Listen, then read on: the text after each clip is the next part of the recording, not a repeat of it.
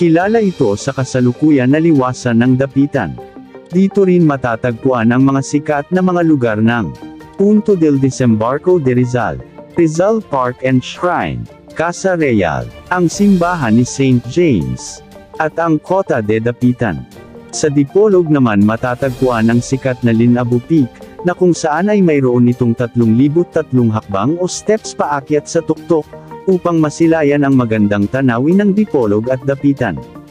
Ito rin ang lugar kung saan dinaraos ng mga Katolikong deboto ang taunang katkat sakripisyo, lalo na sa panahon ng Semana Santa.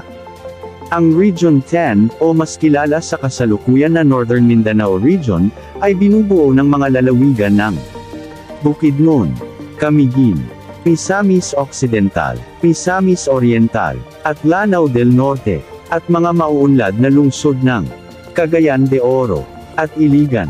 Ang lungsod ng Cagayan de Oro, ang siyang naging sentrong pangrehiyon nito. Kilala ang rehiyon na ito sa malaking taniman ng pinya, ang Del Monte Pineapple Plantation, partikular sa lalawigan ng Bukidnon, na sumusukat sa mahigit na 9,000 ektaryang taniman ng pinya.